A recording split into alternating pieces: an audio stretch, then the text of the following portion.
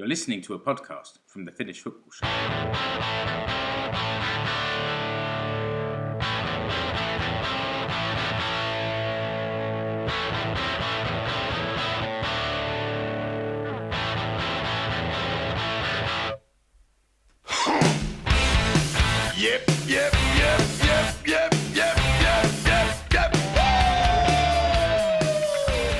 Yes, it's the Finnish Football Show.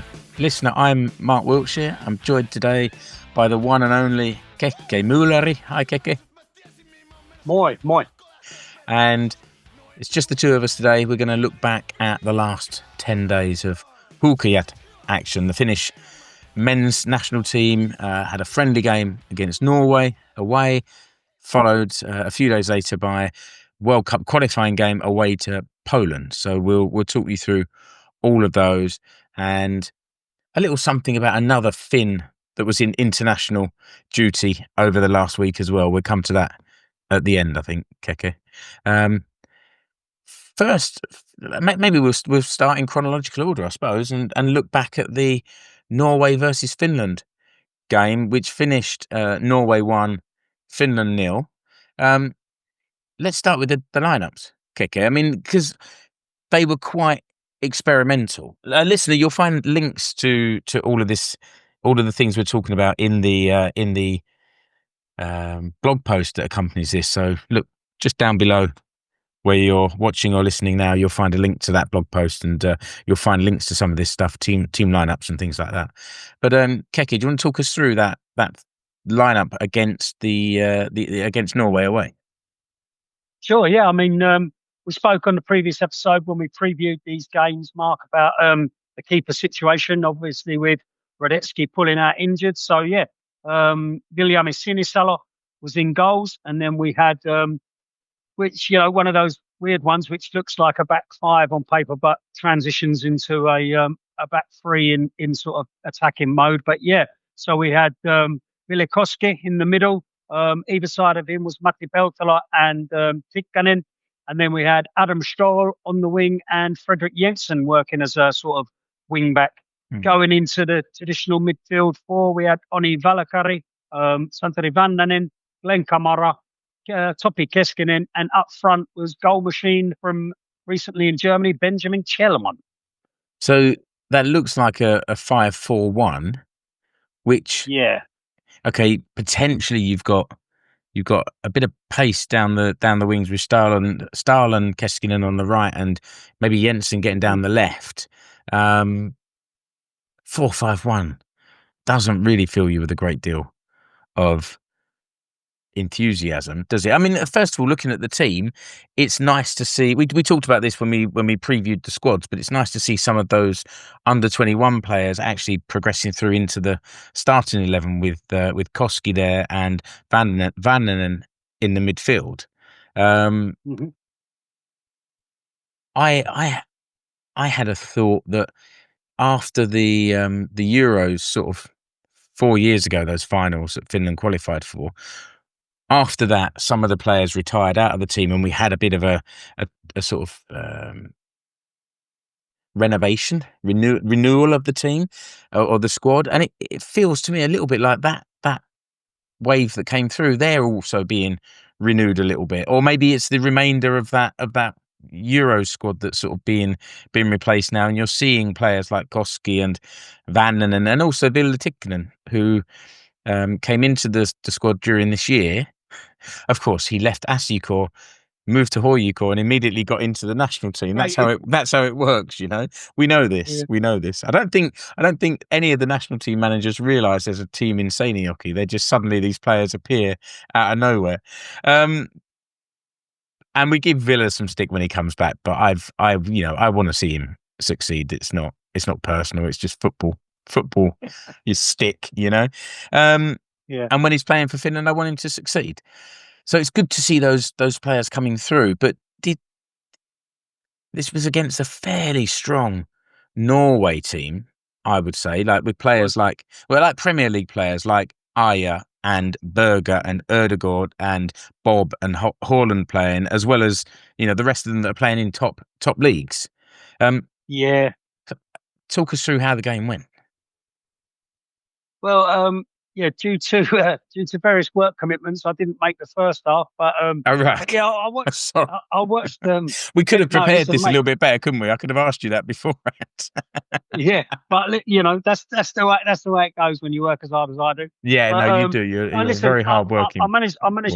I managed to get home in time and switch the second half on. But yeah, by that time we were 1-0 down to an Erling Haaland penalty, and for the game to pan out as it did, and us to come away with a 1-0 loss after what Norway did to their next opponent seems like we got away lightly. But yeah, just to go back to the start, mate, as you said, we predicted an experimental lineup. You know, we knew that Jacob Friis would have a little play around, and probably, you know, it was a friendly match. Obviously, you don't want to get hammered, but yeah, friendly match. So play around with the lineup, introduce some new faces, and see how they gelled.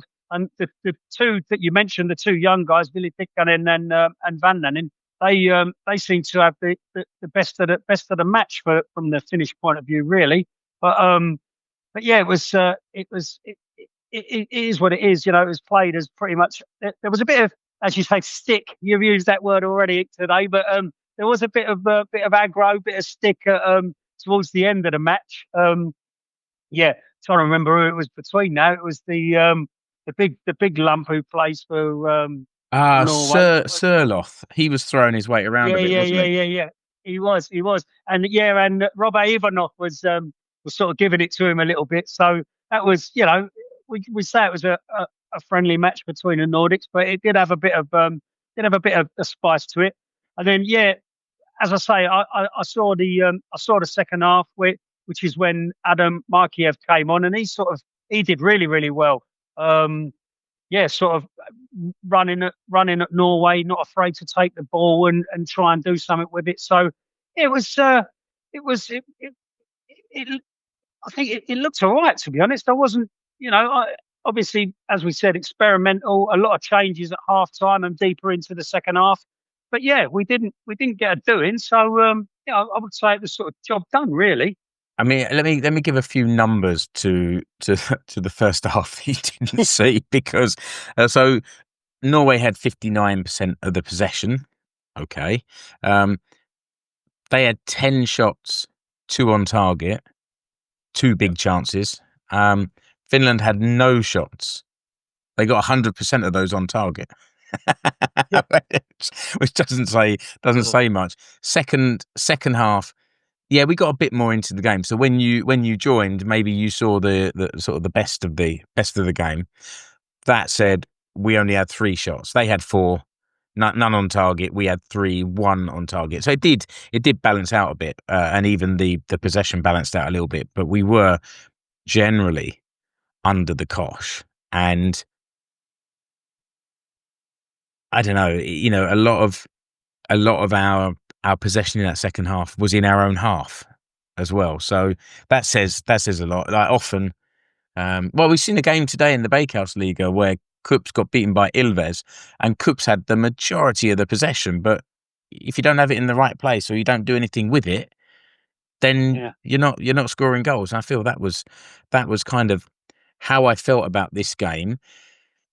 And you're right. The next game for Norway, they beat Moldova 11-1. Yeah.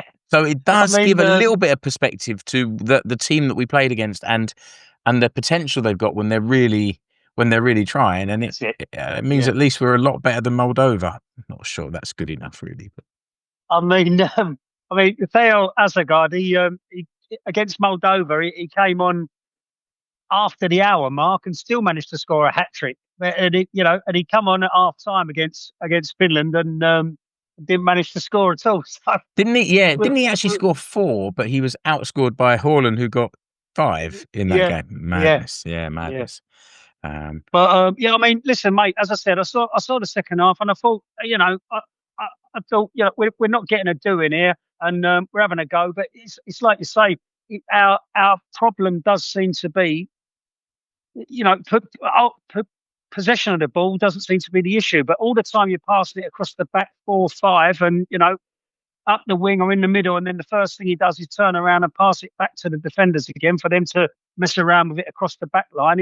I know we have to be patient, but yeah, you got to try and have a go, really, haven't you? You're not getting the ball through the sections of the field, are we? So it's not going forward; it's going sideways, and no one breaking between the lines or transitioning the ball forward quickly enough to make something happen. And it's a thankless task for Benjamin Chelman on his own up the front there, trying to make things happen. Yeah. Who came on? You mentioned Markiev. Looked really bright when he came on. Yeah, he's the player. I'm sure I mentioned him in a previous episode. Having noticed him at the under-21s, he looked a sort of cut above there, in my opinion. Vannanen got player of the Huuhkajat player of the competition back in the summer, but it was Markiev who caught my eye, and he did it again. Like he wins a tackle. He's aggressive, and he carries the ball, and he passes forward as well. There's a lot of potential there, and he's 23 maybe now. So there's a lot of potential there, maybe for him to sort of start pushing players like Khan Gardinen and Rasmus Schuller, not pushing them out, but pushing against their spot in the team anyway. Yeah, he came on at half time. He was joined by Miro Tenho. He came on as well, and is it Oiva Jukala from Ilves?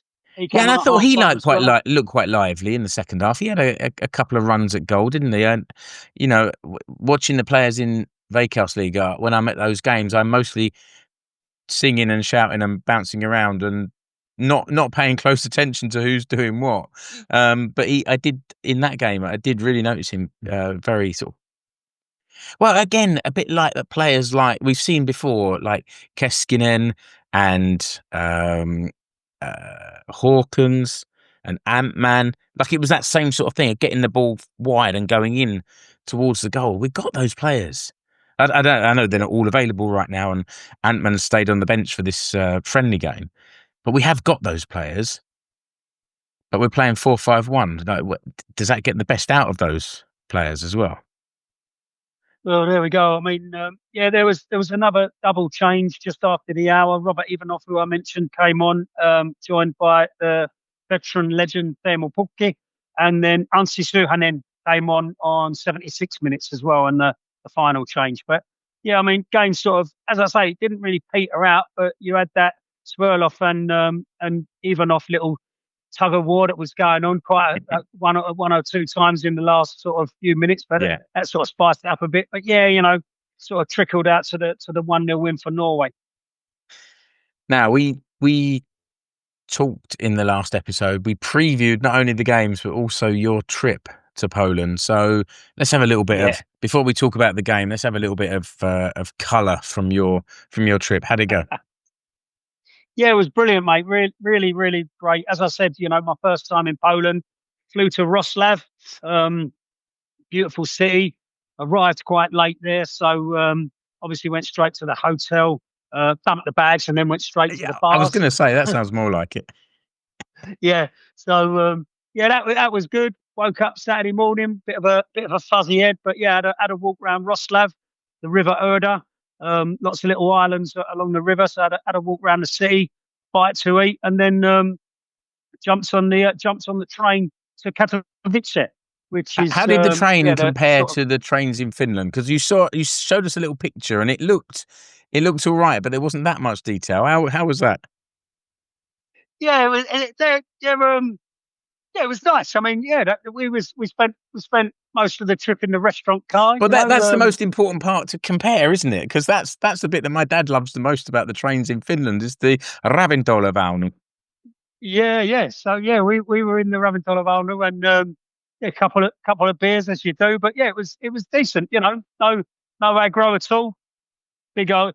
It's weird when you go to Europe and climb on these like behemoths of trains pulled by these giant locomotives when you're used to these little piddly ones in Britain. Do you know what I mean? So, it was, but no, it was good. Made the way to Katowice and, crikey, what day was that? Saturday. So yeah, Saturday night went down to the SMU core designated pub that they had sniffed out.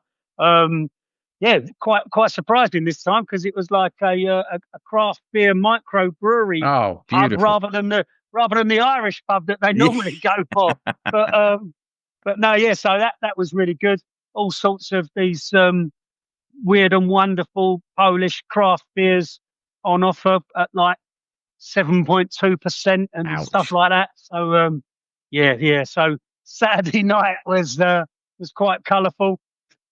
Ending up with us grabbing these big long Polish pizza type long bread pizzas with salami and cheese, mushroom and pickles, obviously all nice. over them. So yeah. My mate Billy would be able to give you a perfect pronunciation of the Polish name, but I'll just call it the Polish pizza. The long Polish pizza. How much was the beer in this craft beer place? Worked out. What were they? I think they were about 19 or 20 zlotys, which worked out about £3.50 or about €3-4. Beautiful. Yeah. So it's Well, it sounds like a lot when you go to the bar and buy a round, and the barmaid's like, "Oh, we're 120 zlotys." Yeah. So just tap the old card and worry about it later, didn't you? Yeah, but if it's €3 or €4 a pint or a drink anyway, that's nice. And then what about match day? How was match day? Well, match day started off with a bit of a hangover, mate. So that's 2 out of 2 in that weekend for you. Yeah. So I was a little bit worried, but yeah, we a couple of the other lads joined myself and Billy, and we went to the local coal mine for a visit. So that we made our way 300 meters below ground to have a walk around the old coal mine museum, and yeah, luckily for us, there's a obviously they've turned one of the coal faces into a pub underground. So we of course. Yes, hair of the dog. We got that's it. We got rid of the cruffelers with a hair of the dog 300 meters below ground. So nice and cool, and a little something to liven you up. Beautiful. Perfect. So that livened us up, and then not long up we come back up. Obviously made our way back. Got changed and jumped on the tram down to the ground. It's actually in a separate town. We were in Katowice, which is where most of the people were, but the ground is actually in Chorzów. Sorry, Polish listeners, for crucifying the pronunciation of that town. But yeah, we jumped on the tram, made our way down there, and yeah, there was quite a few of us. I don't know if you saw the picture of the away end, mate, but yeah, there was quite a few. The numbers were being bandied around about 700 or so. Right. Okay. Yeah. So that's a good so yeah. Group. Bumped into Ville Newland, the supporter liaison officer. It's always good to see him on away trips, and yeah, he was in good spirits before the match. Shepherding everyone in, making sure everything was okay. So that was good.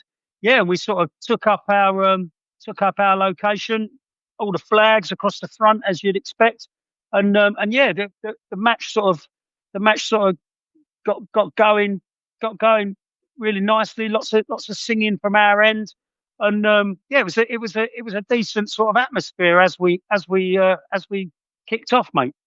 And you also saw Thomas, our hacker, yeah. SLO, our friend of the show, who's been on a couple of times this year, and there was no selfie for us though.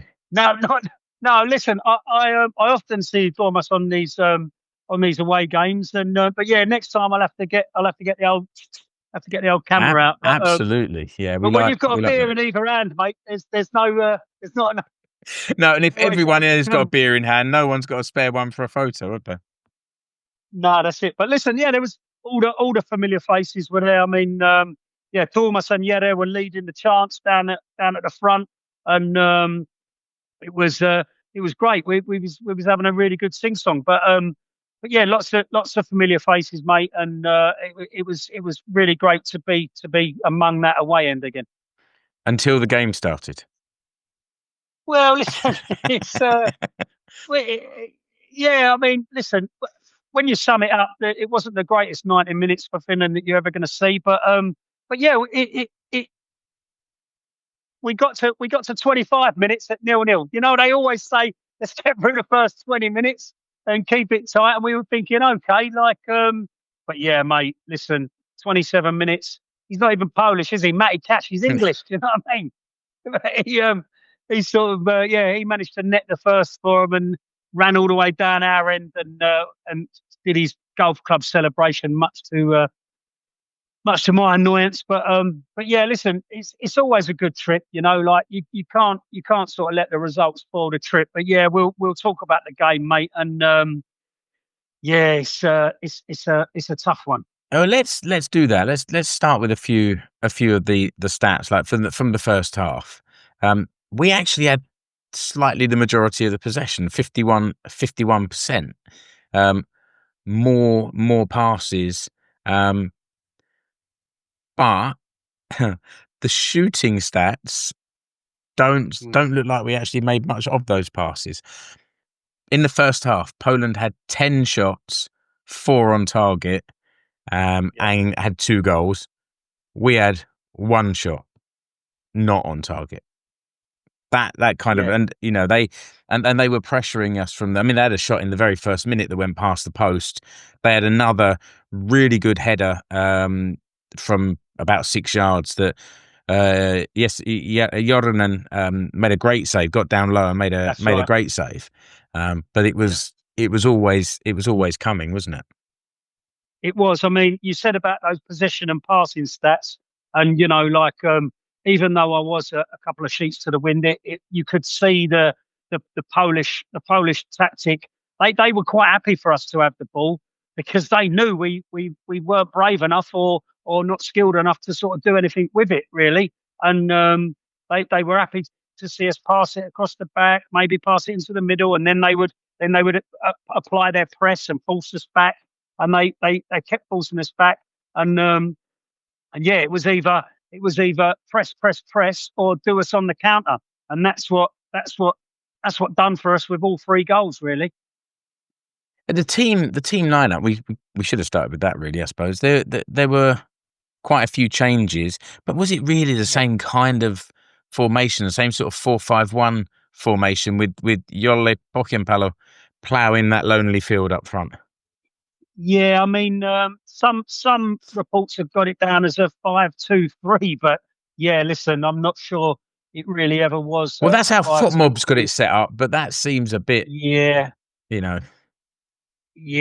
optimistic. I mean, yeah, it does really, especially the sort of way it panned out, where you know we didn't really apply that in the sort of going forward, not until later on in the game anyway. But yeah, we lined up with Jesse Jornen as predicted in goal, and as you touched on there, mate. I mean, could have been a lot worse if it wasn't for a great display from Jesse, I believe. Then we had Jere Uronen, Vilikoski, Miro Tenho, who didn't last long, went off injured, Matti Peltola, and Nikolai Alho across the back there. Obviously, Uronen and Alho, the idea is to deploy them as sort of wing backs.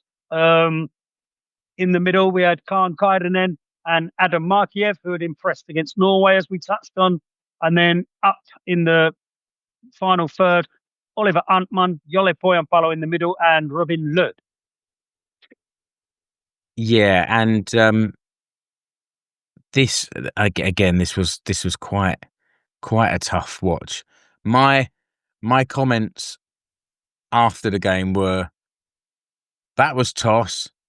I wanted to go to bed, but that would have been quitting, so I had a nap on the sofa instead. I just couldn't keep my eyes open. I made the fatal mistake. This is really tough watching these games over here because they kick off at like about 10 o'clock. And if I have a couple of beers, then I'm really fighting. And I only had little ones, but it was too much. And by the second half, and because there wasn't that much happening for us, it was quite hard. The first goal, like you say, was sort of Matty Cash, and it was he was just to the right of or coming down their right hand side, just sort of around the edge of the box and drove it low and hard, and it got a little nick off of Adam Makiev's boot, which sort of change the trajectory just enough for Joronen not to be able to reach it. And their second goal came right at the end of the first half, through ball. I mean, that's a shocker. I mean, you all you've got to do is get to half time. 1-0 down at half time. We can go in, get the message, see what we can do. Do you know what I mean? But that goal wasn't. I mean, I know Lewandowski's world class, but that was an absolute shocker, really. Yeah, it was. It was a long through ball, wasn't it? And he got on the end of it with past the last defender. And it's a lovely finish. It's what Lewandowski does, I mean, isn't it? Like, he strokes it past Joronen in goal. But the two centre backs just seem to run either side of him, and just, I don't know if they was in awe of him or what, but they just sort of seemed to. And don't get me wrong, he didn't outpace them. They just sort of ran beside him and watched him shoot it into the net. Like, foul him, pull his shirt, jump on his back, do something, try and tackle him. But just to sort of track him and watch as he pulled the trigger, it was a bit like, I mean, I'm not a professional footballer, do you know what I mean? Everybody knows that, but Christ, I was just thinking to myself, like, especially when you saw the replay, you just like, they just run, two of them. He went through the middle and they was either side of him. Yeah. You can be in awe of someone and still put them into the first row of the stand if you're defending there your we goal. go. And the second half, I don't think was a great deal better. We did have more possession in the second half. We had 4 shots. A couple of them were on target. And yet they went 3-0 up, and it was Lewandowski again had a shot from close range, and Joronen got a really strong hand to it, but unfortunately it came straight back out. And what's his name? Kaminski. Yeah, Kaminski came in. I think Lewandowski would have smashed it home, but Kaminski got in just before and sort of flicked it into the net. That was in the 54th minute, and it wasn't until the very end of the game, 88th minute, that Chelman scored. It was a ball played through to Alho, and it was just onside. I've seen the replay, and they drew the lines, and it was just onside. Yeah. And we had a VAR check in the stadium. Right. Okay. Well, I guess that's what they were showing in the replay as well. So, ball sort of from him on our right to the far back post. I think it might have got a little flick on the way, and Chelman's coming in at the back post to put it away. That was the 88th minute, and we had another one after that as well, which was a similar kind of move. It was another cross from that right-hand side, and it went to Robert Ivanov at the back, and as he's jumping to head it, he headed it in, and it was like looped up over the goalkeeper into the opposite side of the goal. But as he's jumped up, he's given the defender a bit of a shove, and it was a shove.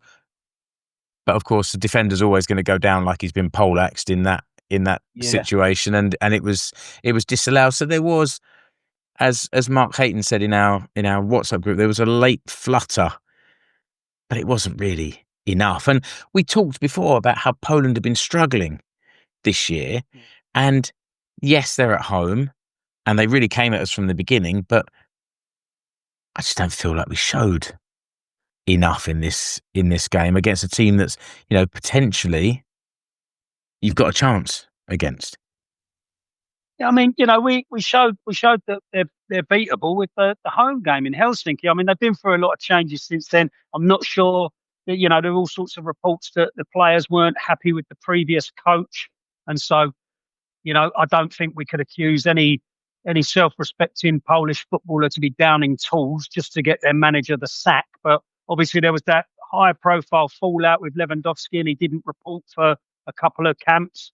But they changed the coach, so maybe the players got what they wanted. Lewandowski came back in, and even if you're not doing it deliberately, it can just affect morale or energy levels just a little bit. And then once things have changed, everyone's trying to prove that they're worthy of their spot because they want to carry on playing for the team. Yeah, I mean, one thing I will say, mate, obviously I touched on our own fans and the amount of them we had in there, which was great for an away day. But those the Polish fans, I mean, I think the official attendance was 50 odd thousand in that stadium. Their sort of ultra section was directly opposite us, behind the opposite goal, but they had an impressive sing song throughout the match. They even their entire ultra section even treated us to a turnaround where they all did the Poznan, where they all turned the backs on the reverse Poznan, yeah. That's it, yeah, which was like really sort of impressive to see. But yeah, I mean, you can't accuse the Poles of being unpatriotic, mate. I mean, the scarves and the face paint and all that was everywhere. So they really sort of cheered their team onto that win. But yeah, and the old stadium announcer was quite enthusiastic as well, much to my annoyance. But yeah, you know the type. That's to say the goal scorer's name about 8 times. Do you know what I mean? Yeah. But no, listen, it was the trip, the experience was great. But yeah, I mean, when we talk about the team, I mean, poor old Matti Peltola had a bit of a stinker. Do you know, he got robbed a couple of times. I can't remember which goal it was for now, whether it was the first one or the second one, but absolutely robbed. I mean, I think some of the Finland fans are not really convinced by him, are they? I'm seeing some comments that people are not sure he's the right man in there. No, I mean, listen, Matti Peltola has gone from being sort of young prospect to going over to MLS, playing at DC United in MLS. Is it the highest standard of league for his development? I'm sure he's enjoying the lifestyle. Don't get me wrong, but is he developing as a footballer over there? Who knows? But when, like you said, but we've had other players go over to America and still thrive. Yeah. Robert Taylor did continue doing it, and others over there banging goals. Been in America. Yeah, listen. I'm not poo-pooing that league at all, but I'm just desperately trying to find reasons why this is going wrong. Because when we cut to the chase, it's going something's going wrong. There's all sorts of comments about this early in his tenure, is Jacob Friis the man for this job?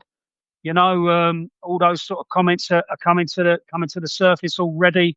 But yeah, I mean, the other thing I just want to touch on is, like, was it the first goal? I mean, where was it the first or second? I can't remember, but there was Poland scored from one of our rare moments of bravery, where Vilekowski sort of carried the ball into midfield from the back, tried to play a sort of a 1-2. I think it went over to Uronen, who played it back. Vilekowski sort of let it run through his legs, dummied it, sort of thing, which is maybe he should have took it in his stride, but Poland intercepted it, and bang, bang, bang, goal. It was like, and you just think, crikey, they just waited for us to be that little bit more brave, and that just try and penetrate, and then they've just picked us off just like that. It's just a bit of a sickener.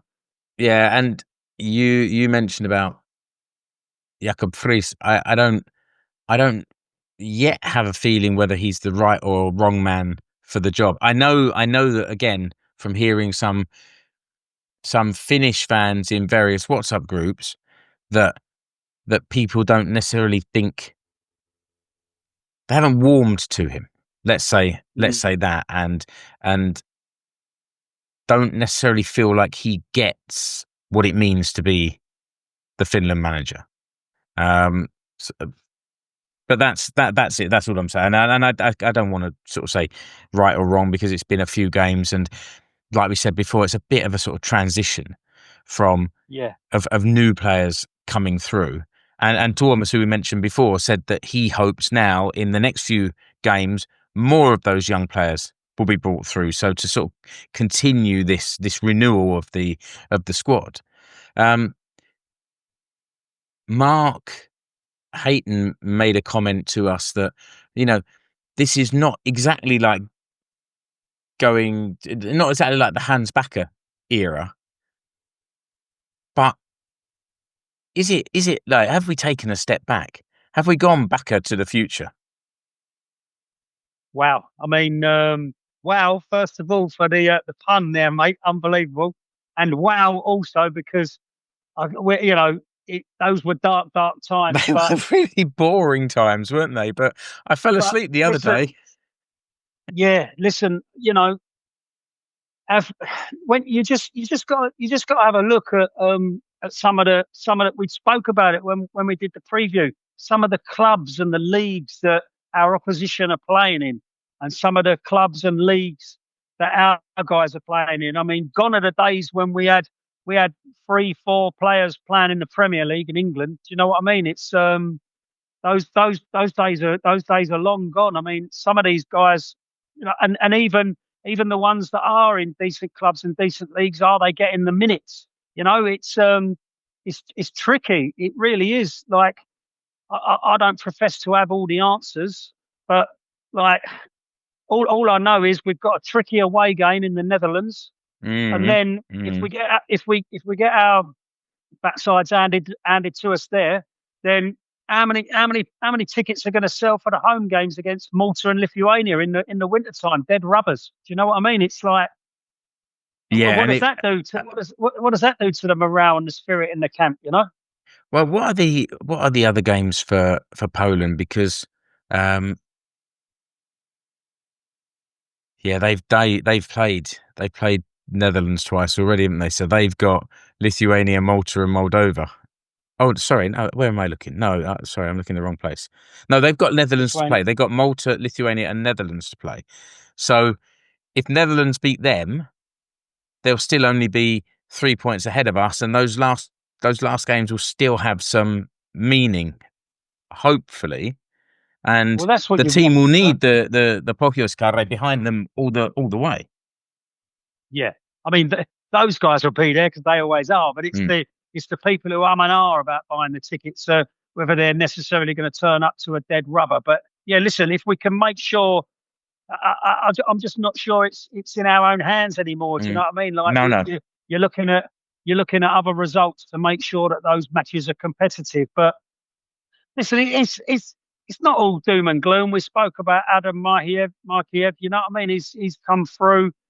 There's some young guys coming through, but yeah, I like you touched on, mate, at the very beginning, with this transitional period that we've been in since the Haiti days of qualifying for the Euros back in 2020, delayed to 21. It seems like we've been in this transitional Yeah, period for 4 years yeah, now, yeah, and yeah. That's and true. it's like That's true. even those players who were fringe players who came in because some legends retired, they're, like you said at the top of the show, mate, looks like they could be on their way out, and another transition. So it's tricky old times. But listen, Holland away, no one said that's going to be easy. But when we get back on home soil, we got to be smashing. We got to be smashing Malta, and we got to be beating Lithuania at home. I don't care what anyone says. Do you And know what I mean? Like, playing even with a. though, Sorry, go on. yeah, I mean, I know Lithuania are not the easy touch that most people thought they might be in this group. They've proved that they've picked up some points, and they gave who did they play the other day? They draw in with a Dutch right until the last minute or Yes, yeah, whatever. yeah, yeah, Do you know what I mean? Was it 2-2, and then Holland got a 3-2 win? yeah. But so they're no mugs. But we need, like you was about to say before I rudely interrupted you, interrupting me. We've got to start playing. We've got to start playing with some verve at home. Do you know what I mean? A bit of purpose, a bit of forward passing, a bit of verve, and try and breed a bit of confidence. And the formation that gives us the opportunity to get at teams, Yeah, not like we played against ultra defensive. as it has. You mean it has been? Yeah, Yeah, and when we were beating these smaller teams, we were playing sort of 4-3-3 and really getting at with three, progressive forwards getting at these teams. That's why Daniel Hawkins came on in his debut and scored a hat-trick against San Marino. I know it's San yeah, Marino, but we're talking about playing Malta and also Lithuania, who are like you say, a step above those others, but still, at the moment, they're sitting in the group with 3 draws and 2 losses out of 5 games, Lithuania, and Malta 2 draws and 3 losses. So we've got to be trying to be beating those teams and doing it in a way that's a bit kind of convincing and showing that we're making some progress. Yeah, a bit of purpose. I mean, like it's funny. Like as we're recording today, I mean, Joel Poyampalo scored a brace for Palermo today. He does know how to score a goal, that's for sure. He does. Adam Stahl scored a brace for Djurgården today to give. I know, but as I mentioned in the preview, like Onsu is playing him a little bit further up the pitch. Like he's not in his traditional fullback berth. He's pushed him forward a bit, yeah, and he's chipped in with 2 goals this afternoon. So there's goals in this side. There's players in this side. Maybe some might argue that Serie B and Allsvenskan are not the toughest leagues in the world, but these are the leagues we're in. Our lads are performing in these leagues. So let's try and translate that to some of our international play. Let's have a little look at these upcoming games, Keke. We've got, and I'm just looking at the info about when they kick off as well. So the 9th of October, we're at home to Lithuania, and that seems to be a 7 o'clock kickoff. That means I can stay awake regardless of the game. I'll have a cup of tea and not a beer. I'll be a better podcast host next time. And then on the 12th, we're away to Netherlands. That also seems to be a 7 o'clock kickoff finish time, because I'm looking at Palolito website. Yep. That's the next international break. So it's home to Lithuania and then away to Netherlands. And then the final competitive match is on the 14th of November. That's at home to Malta. And that's also a 7 o'clock kickoff. Now, the one that I think is going to be a really difficult sell is a few days after that in Tampere. In Tampere at the Tammela Stadion. A friendly game against Andorra. That's going to be tougher sell. But if in that stadium, 8,000 people in there, that could be rocking.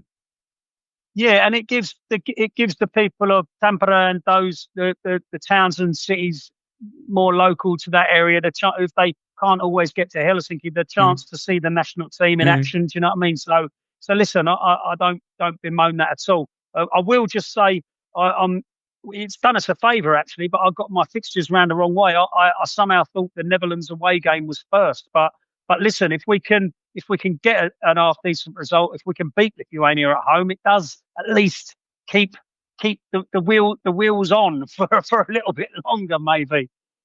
Yeah, that's true, and go into that game with a little bit of confidence, maybe. I mean, it's a tough fixture. We know it's a tough fixture, but we did okay against Netherlands at home. We lost 2-0, and it was a tough game, but they didn't smash us. So let's have a good performance against Lithuania, try and get a positive result, and then take that confidence into the away game in Netherlands. One point I did just want to make is obviously we're talking now about the traditional September international break, and then we've just mentioned the upcoming October international break, which is in 4 weeks apart. As of next season or next year, I believe those 2 dates will combine, and there'll be one 4-game international break.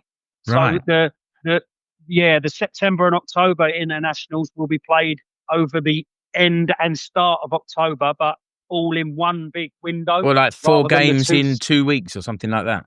Yeah. Okay. Yeah. Rather than 4 games in a week and a half or 4 games in 2 weeks, rather than the traditional break, then back to league action and then break again. So, yeah. That's going to be interesting with Veikkausliiga. I don't think it'll help anything. We'll still be finishing in early November where it's really cold. But it does mean it's a bit less stop and start, I suppose. You have a run all the way through to the end of September, then you break for a couple of weeks, and then you go again all the way through. I understand why this is being done. They want to try and again, for all the leagues to stop that kind of stop-start thing when seasons are beginning, I suppose. Yeah, I was going to say, I think it is because, you hear it here in the UK all the time. Football fans in England, Scotland, they absolutely cannot stand the international break. They're like, the season just started, Premier League season just started, and here we are, international break. But for those of us who follow international football, and for those of us who travel for international football, it's, obviously we love the international break, and combining the September and October ones makes traveling to all away games a little bit trickier. So yeah, the old international fans lose out, but what can you do? No, that's good. That's good info. Good to have in mind as well. Let's finish up, Keke, by talking about that one other person from Finland who was in international action recently. Yeah. At Wembley, I believe, was it? It was at Wembley, yeah. This was referee Mohammad Al-Emara, who refereed England versus Andorra, and this was his first kind of elite level international game. So I think he's done some age group games, but he joined the elite list earlier this year, and I think this was his first big game. And it was nice to see, because I think he's Finland's best referee. He's not on my list, I can say that much. There's a few referees going on that list now, the it list, and mind you, he's on a different list now, isn't he?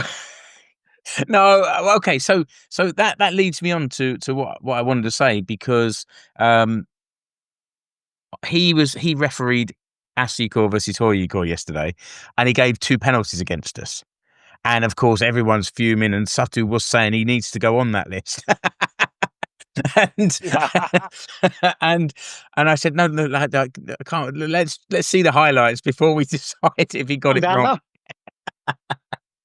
And then we were in the bar after the game. So the one thing, they had an incredible promo yesterday at the stadium.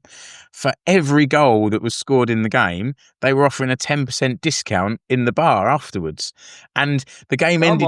I thought it was goals that Asiko scored, but apparently it was any goal. Goal. So there were 6 goals what was the scored. Score, Mark? What was the score? It was 3-3. It was brilliant. That was another. We were actually like, yeah, there's a goal. That's another 10%, and like counting them up. That's a 60%. 60% discount. Yeah, I got a round of in Finland. I got a round of 4 drinks, and it cost me €13. Oh, living the dream. Thought I was back in Bulgaria again. But we were, and they always have like a player interview in the bar afterwards, and Rasse Karjalainen was there talking about the game, and then we sort of drifted back outside, and then the compere said, "Oh, and now we've got the referee," and I was like, "You what?" And we went inside, and Mohammad Al-Emara was there on the stage, still in his shorts, explaining the contentious decisions, like the two penalties and 1 offside goal. And I mean, I couldn't believe it when you told me about that. That's not unprecedented. Yeah, it absolutely is. And most of the fans were listening. Some were jeering a little bit, but I suppose by then people have had a few drinks over the previous hours, and he's the referee that's given 2 penalties against us. But most people were just interested to hear, and then he answered questions from the fans. It was just amazing, like an amazing thing. And so I reached out to him, because we connected on social media in various places, and I said to him, "How did that happen? Because I've never heard it." And he said to me that Asiko reached out as suggesting something, and I thought it would be a nice step to bring referees a little bit closer to the football community. So I took a chance, had an open mind, and took a chance. He said, "I've never done anything like this before, and as far as I know, no other referee in Finland has either. I don't think any referee anywhere in the world has done this." I mean, listen, I've never seen it. No, and I think that I went up and literally managed to introduce myself afterwards, and and sort of said, "Look, it'd be lovely to get you on the pod for in conversation." And Always working. we got our, even after several hours in the bar before, during, and after the game, always producing. That's it. So he said that after when the season ends and things calm down a little bit, he'll come on and have a chat, which is Lovely. nice. So Mohammed, you're a top man, and we look forward to having a chat with you. No, that's it, mate. Yeah, and listen, brilliant to see him at Wembley there doing that England game. You know what I mean? Like, to get more Finns in the international fold and doing the business at the top level. That's what you want, isn't it? Yeah, exactly. And I think, Keke, that's probably enough from us for one more episode. No, definitely, mate. Yeah, the last thing I just wanted to say, like, we have spoke a lot about the under 21s and a lot of the players making that transition and coming through to the senior team. But yeah, while I was making my way home with a backpack full of dirty laundry and my towel between my legs from Poland with those 4 days worth of hangovers and and trying to work out how many zlotys I'd spent. We had the result of Finland beat Cyprus 5-0 away in the under 21. So that give us a glimmer of hope to cling on to. No, that's a fair point, because we talked about that in the last episode, and it wasn't just that result, was it? There was the was the game away to Cyprus as well, or San Marino. Yeah, San Marino. Yeah, home to San Marino, 7-0 win, and then away to Cyprus. Yeah, so big wins, and that's 12 goals to nil over two games. And as much as we can say we should win them, you still have to go out there and do it, and they did. No, that's right, mate. And they're transitioning as well, because they've lost players from their Euro competition in the summer because they've aged out. So that's positive to see that continuing. Yep. All right, mate. Nice to see you again. As always, we'll get back together for this international games in a few weeks' time. I guess we'll be previewing those next couple of games. So thanks for being here tonight. Kiitos. And listener, thanks for joining us. And there'll be another episode of something or other coming along pretty soon. Thanks for listening to the Finnish Football Show. Goodbye. You've been listening to the Finnish Football Show. You can find us online at finishfootballshow.com. Remember to subscribe to the show wherever you're listening or watching. You can follow the Finnish Football Show page and group on Facebook and also on Instagram. Escape to Suomi on Twitter is now Finnish Football Show on X. And you will find us on Blue Sky at Finnish Football Pod. See the links in the episode description, along with the links to the Finnish Football Show merch stores.